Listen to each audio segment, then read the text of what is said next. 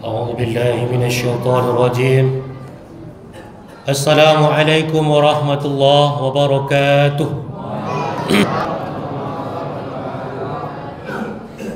Alhamdulillah, Alhamdulillahi wa kafa, wassalatu wassalamu ala rasulil mustafa wa ala alihi wa ashabihi ahli sidiki wal wafa. Allahumma anfa'na bima 'allamtana wa 'allimna ma yanfa'una wa zidna ilma. Rabbi israh li sadri wa yassir li amri wahlul 'uqdatam min lisani yafqahu qawli, amma ba'd. Yang saya hormati pengurus Masjid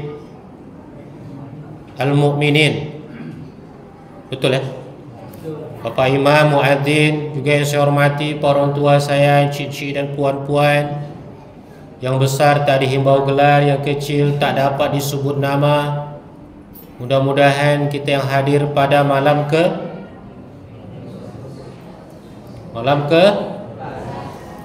ada yang 11, ada? Atau ada yang masih malam pertama malam ni? Atau dia malam ke-10? Dia malam ke-11 karena dia ikut warga Brunei dia.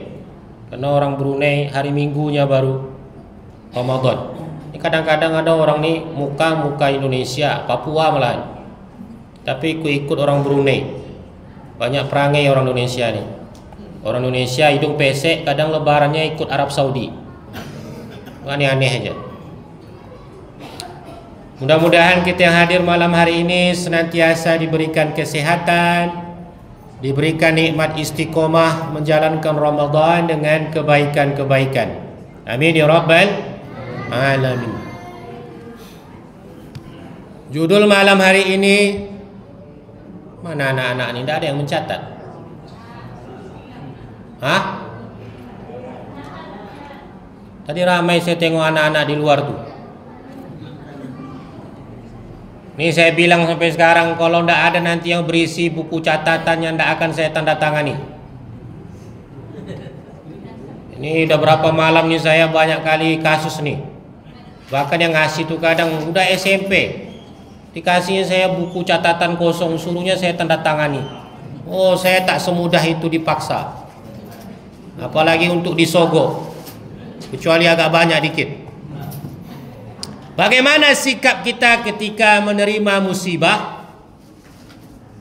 Pertama sekali kita harus tahu bahwa hidup adalah musibah.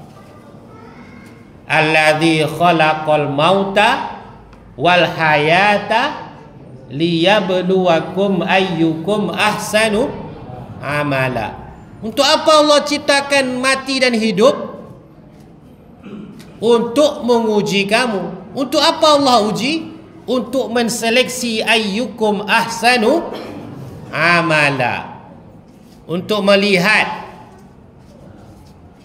mengadu siapa di antara hambanya yang paling baik amalnya. Hidup ini Bapak Ibu sekalian, tak obahnya seperti lautan. Seperti orang yang berkandara di lautan. Apa bahasa yang bagusnya? Berkelana di lautan. Apa bahasanya? Nganyut. Itu bahasa orang Pekanbaru tuh. Bahasa Indonesianya apa? Berlayar. Alah, lama kali dah dengar kata itu dah. Seperti orang yang berlayar di lautan. Musibah itu adalah diibaratkan gelombang-gelombang. Bahkan dia terkadang berbentuk seperti ombak yang besar. Atau juga hidup itu seperti orang yang berkendara di jalan. Kadang dia jumpa polisi tidur. Polisi tidur aja nyusahin. Apalagi? Mak, siapa yang berani ngomong ini? Ada polisi ini, tangkap lu. Bukan saya yang bilang ya. Kadang dia jumpa dengan lubang yang kecil, kadang dia jumpa dengan lubang yang besar. Nah, apa maksudnya Pak Ustaz? Orang yang ahli dalam berlayar Gelombang-gelombang yang kecil itu membuat dia ngantuk di dalam pelayaran. Justru dia cari mana gelombang yang besar, ombak yang besar, dia tunggu. Pernah dengar Bono? Bono itu ombaknya cuma sekali setahun. Tahu nggak Bono itu di mana? Pelawan sana, sekali setahun. Tapi coba lihat nanti ketika ombaknya datang, ramai tidak orang? Bahkan orang-orang Eropa sana, yang kita sendiri aja nggak tahu daerah mana, mereka tahu tuh. Kenapa? Yang mereka cari itu adalah ombaknya. Begitu juga dengan orang yang berkendara di jalan. Lobang-lobang kecil, lobang besar itu biasa saja buat dia. Bahkan dia cari mana jalan yang terjal. Dia cari mana pendakian yang tinggi. Apa yang terjadi ketika seseorang melewati gelombang atau ombak yang besar, maka akan menjadi sebuah karya seni yang besar, yang semua orang melihatnya bertepuk tangan. Wow, mantap. Begitu juga dengan orang yang melihat orang-orang yang berkendara melewati tebing yang tinggi. Semua orang bersorak-sorai. Apa maksudnya Pak Ustaz? Begitulah hakikat kehidupan nih Bapak Ibu sekalian. Bagi orang yang menghayati, memaknai, dia paham bahwa hidup ini adalah seperti gelombang, maka ketika dia ditimpakan musibah yang kecil bahkan besar, dia pahami itulah hakikat kehidupan. Nah, ternyata apa yang terjadi? Orang yang mencari ujian-ujian yang besar, dia akan menjadi orang-orang yang besar. Itulah tadi ibarat seperti orang yang bertepuk tangan. Tapi bagi orang tidak siap memahami hakikat kehidupan ini, dicampakkan di lautan itu, udah seperti orang tenggelam. Padahal ketika disuruh dia berdiri, tak sampai selutut di air itu. Udah macam orang, kalau orang mendeling bilang mogap. Macam orang tenggelam. Tolong. Hei, berdirilah kau. Tidak ada talam di dalam. Berdiri. Ketika berdiri ternyata airnya dangkal. Nah, sampai sini paham? Paham dah Bu? Ada enggak orang nih? Udah paham, udahlah. Karena tadi saya tengok Pak protokolnya mau cepat-cepat aja. Saya masih sholat dah berdiri dia. Malam ke-12 memang nih dah harus cepat memang. Nah, Bapak Ibu yang dirahmati oleh Allah Subhanahu wa taala, bagaimana ketika kita menghadapi musibah seperti ayat yang dibacakan oleh Pak Imam tadi. Ini Pak Imam kita ini faqih orangnya, paham dia. Disesuaikannya dengan judul malam nih. Alladzina idza asabathum musibah qalu inna lillahi wa inna ilaihi raji'un. Orang yang ditimpa musibah itu adalah orang yang berkata, inna lillah, sesungguhnya kami adalah milik Allah, wa inna ilaihi raji'un, dan kepadanya kami akan kembali. Apa makna dari kata ini? Ini adalah pemahaman akidah yang tinggi, bahwa segala yang ada di dunia ini adalah milik Allah. Inilah puncak penghambaan yang tinggi. Hamba yang puncak ketinggian seorang hamba itu adalah seorang hamba yang memahami bahwa segalanya adalah milik Allah. Kalau sudah hamba memahami bahwa segalanya milik Allah, maka tidak akan ada rasa kecewa. Ketika jabatan hilang, musibah itu memang. Tapi ketika musibah ini ditimpakan kepada seorang hamba yang memahami hakikat hidup, dia tahu bahwa musibah jabatan itu adalah milik Allah, maka tidak akan ada rasa kecewa. Jabatan punya siapa? Allah. Kesehatan punya siapa? Pak. Kesehatan punya siapa? Ketampanan yang Bapak punya dulu punya siapa? Kok ketawa sih? Fisik yang kuat punya siapa? Istri, Pak, istri. Istri punya siapa, Pak? Istri punya siapa? Punya Allah.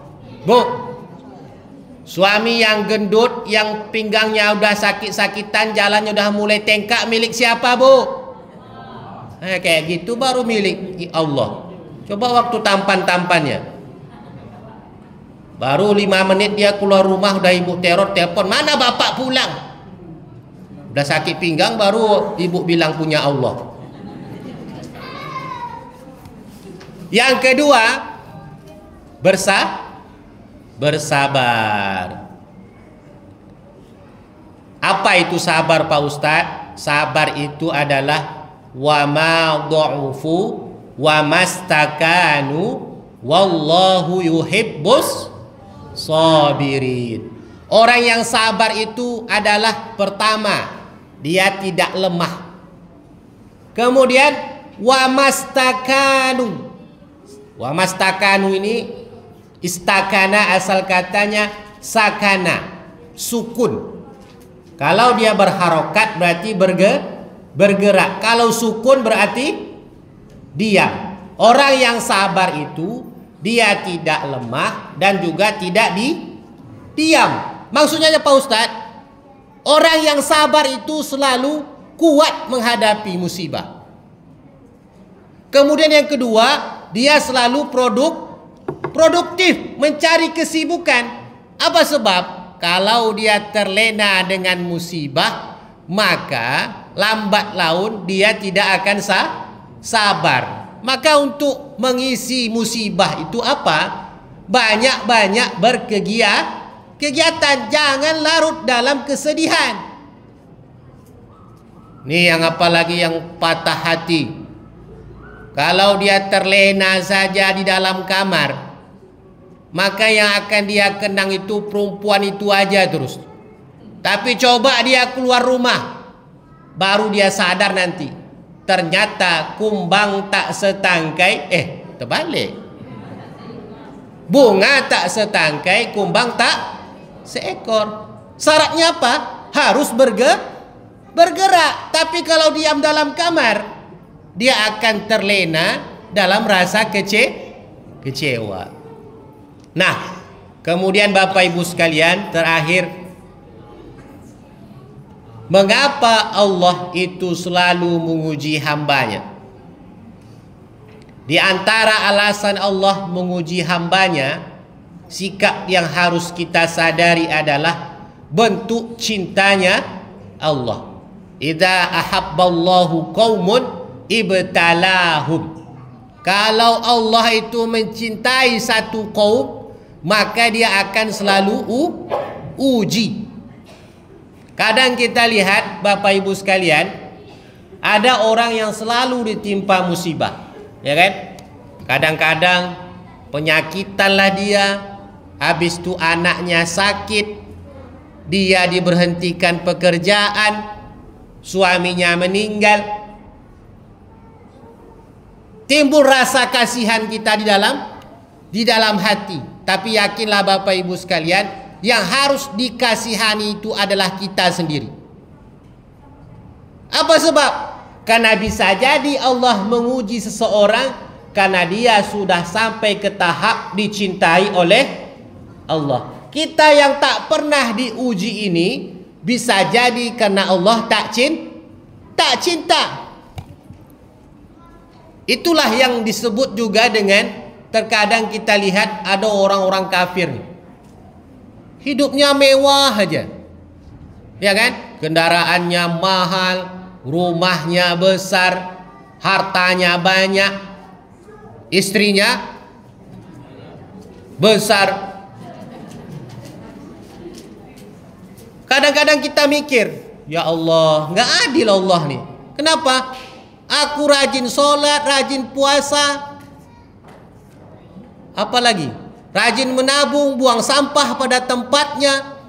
Tak pernah diberikan kehidupan seperti orang yang kita lihat tadi. Mengapa bisa seperti itu? Itu bisa jadi Allah berikan kepadanya istidraj.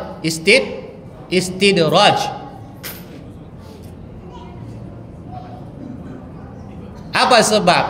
Karena kehidupan dunia ini Bapak Ibu sekalian, sejatinya bukan tempat enak-enak. Kehidupan ini sebenarnya adalah penjara. Ad-dunya sijnun lil mu'min. Dunia itu sejatinya seperti penjara bagi orang-orang mukmin. Tahu nggak seperti apa orang dalam penjara? Selalu disiksa. Cuma orang-orang kaya aja itu yang nggak disiksa. Dia punya AC, dia punya semua. Tapi kalau orang mukmin, kehidupannya di dunia seperti di penjara. Wal jannatu lil kafir. Tapi dunia ini justru surga bagi orang-orang kafir. Kapan bisa kita hidup enak Pak Ustadz?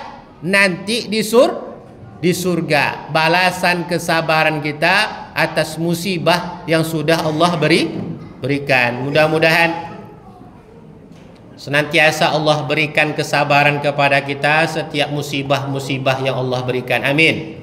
Kita tak minta Allah menghilangkan ujian buat kita, enggak. Karena sejatinya hidup itu adalah ujian. Yang kita minta itu adalah Allah kuatkan ke hati kita kesabaran. Subhanakallahumma wa bihamdika asyhadu an la ilaha illa anta astaghfiruka wa atubu ilaik. Mohon maaf atas segala kesalahan kesilapan. Assalamualaikum warahmatullahi